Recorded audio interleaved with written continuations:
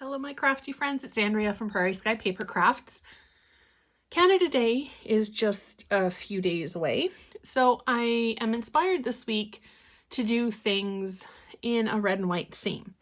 So I'm going to be playing with the ice cream punch, the sweet ice cream stamp set, and I've got some of the clear epoxy essential elements.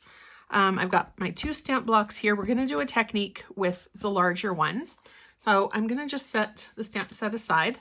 I've also used the Tasteful Textile 3D embossing folder for my background piece, as well as the piece that I'm going to be using for the cone. I've got a piece of 4 1/4 by 2 inch. Now the size doesn't really matter for this because we're just going to be doing a technique on here and then we're going to be punching it out. This is 4 1/4 by about 2 inches. And I've used my stitched rectangles to punch out real red and the basic white. Now to get this little red detailing around here, I simply layered it and did 2 passes or 2 cardstocks in one pass. So it kind of looks like it's been stitched with red thread. All right, so the other things that I'm going to be using for this are my water pen. I've got a real red marker. Now you can use an ink pad or a re-inker, whatever you have handy is fine. I've got my stamp blocks, as I said, Stamp and Seal. Probably going to use dimensionals for this one. And of course my take your pick tool because it's never very far from my desk. So first thing that we're going to do is I'm going to take my water painter and I've already got it kind of primed. So I'm just going to rub some water onto my brush or onto my block. I'm also going to put some water, just very loosey-goosey, onto my cardstock. And then I'm going to take my real red marker and just color on the block. Now it's not going to be perfect. I don't want it to look perfect. I kind of want it to look like strawberry swirl ice cream. And then I'm just going to pop the lid back on and then simply stamp block onto paper. I'm going to add just a bit more water to this. I think it's not quite fluid enough for my taste. All right. Just add some more red. Now I am going to wash this under running water when I'm finished just to make it a little bit more how I want it to look. There, that's a bit better. That looks a little bit more like strawberry swirl. And I'm just going to grab my paper towel, wipe off my ink, my stamp block, ink block. Okay, and then I'm just going to give it a bit of a hit with my heat tool, just, oh, or maybe not because it's been unplugged. All right, no worries. Okay, so I'm just going to set that off to the side to dry, and then we're going to assemble our card. So, as I said, I've done the background in the Tasteful Textile embossing folder. So then I'm going to layer the painted texture piece over top. Now for my ice cream cone, I'm going to just punch out 1. And then for our ice cream, I actually kind of like a little bit of variety with how my stuff looks. Oops. So I'm going to punch it out in a couple of different spots just because when you scoop ice cream, it never looks the same. Now, because we've watered it down a little bit, it's not exactly the same color now as our cardstock piece, but it's all good. All right. Okay. So we've got our 3 pieces of ice cream punched out. We've got our cone punched out. Now, a tip or a trick that I've seen for doing your ice cream to make sure that it is exactly how and where you want it so it doesn't shift You can put it together with a piece of white, or actually whatever color, because it's not going to be seen, cardstock behind, just a thin strip, and then just adhere everything to one piece so it's exactly where you want it to be. I'm going to start my cone down on the bottom, and I'm going to grab my Stampin' Seal.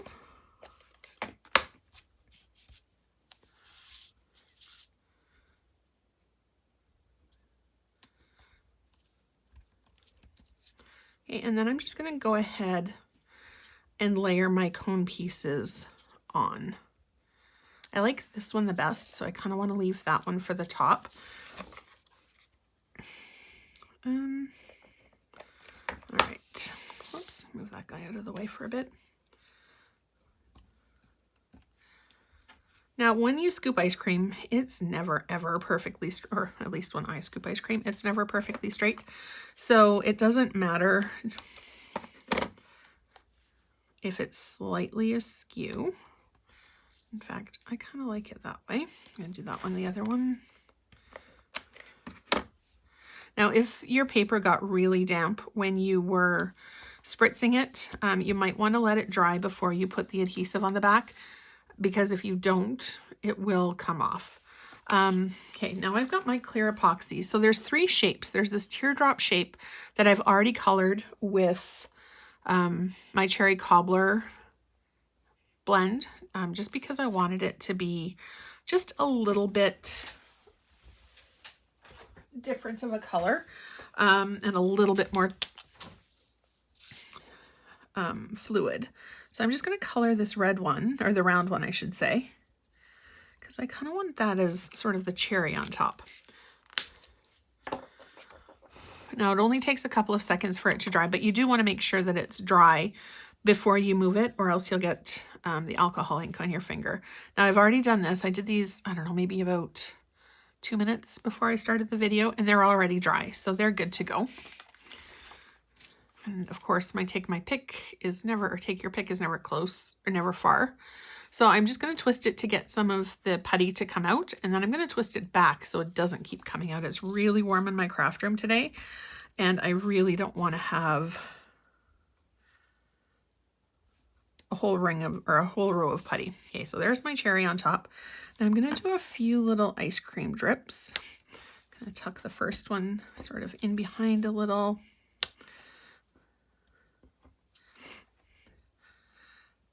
In this pack, you also get silver. So there's silver and the clear, and they're both absolutely lovely. Now I'm going to be doing a Christmas in July coming up, July 25th, and I'll have that sample up hopefully today or tomorrow, so you can have a peek about at what we're going to be making. You don't have to purchase the class if you don't want to. I am going to be posting the videos on my Facebook page and also on YouTube. And there we go. There's our ice cream drips. But if you would like more information, pop me an email, prairieskypapercrafts@gmail.com, or the link down below to sign up for my email is posted as well. So if you would like that information, it is over, or it will be in my email coming up at the beginning of July. All right, so now we're going to layer our card. I'm going to take our painted texture and just run 2 strips of adhesive down either side. I generally just do long side because it's not going anywhere. All right. Now also, if you wanted to, I've cut this at 4 1/4 by 5 1/2. If you wanted to, you could cut it a little bit shorter for a mat. Generally speaking, I would probably do 4 inches by 5 1/4. Your mat size can be any size that you want, but for ease of measurement, I usually go in 1/4 of an inch each time. Now, before I stick this guy together completely, I'm going to put my sentiment on, and then because I've got the red and I kind of want to keep it in that red and white theme, I'm going to just color it with my marker. I got my collection of markers way before I got my collection of ink pads. And for short little things, small sentiments, I love using my ink, or my markers, I should say. Looks like I forgot to clean that the last time. All right.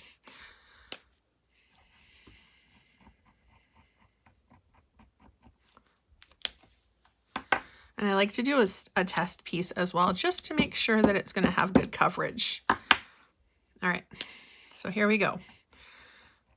You'll notice I'm using the brush end and I'm holding it flat so that the tip doesn't get frayed.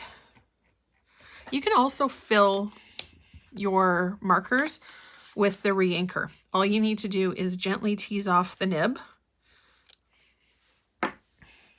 with tweezers or flat pliers. Just pull it out and put a couple of drops of re-inker in. And then when you do that, lay it flat for a little while, just so that it can redisperse. If you're in a hurry, you can put it to whichever end, like in a glass or whatever, prop it up to whichever end you want to use fastest. And then you can go ahead and use it. But when I do my re-inking, I let it sit for a little bit, and then I do a test to make sure that it's coming out evenly and it's not too juicy when I do it. I did a video a few months ago now on how to refill your markers, so you can search for that. And if I'll probably be doing another video very shortly with how to re-ink everything. Okay, so now our card is done. I'm going to flip it over and I'm going to use one dimensional on each corner. I don't know if I mentioned, but the die that I used for these is the stitched rectangles. Okay, and there's our ice cream. So super quick, super easy. Canada Day card, birthday card, if you know somebody who has their birthday on Canada Day. It's a really sweet card to give them. I'll probably be giving mine to my mom. She loves ice cream, and her birthday is coming up really, really soon. All right, so I'm just gonna put my adhesive on the back and then attach my card to the base. Now, when I put my cards on the base, I like to line it up with the spine of the card and then press down and then move out and then press. And the reason for that is sometimes cutting isn't 100%. So if you've got a little bit of wonkiness, you can always trim your card front to match your card base. So I hope you enjoyed this card. I can't wait to see what you do. Pop on over to my Facebook page and show me what you create. Thank you so much for watching. Don't forget to hit subscribe down below so you're notified every single time a brand new video comes up. Thanks for watching, and I hope you have a fantastic day. Happy Canada Day!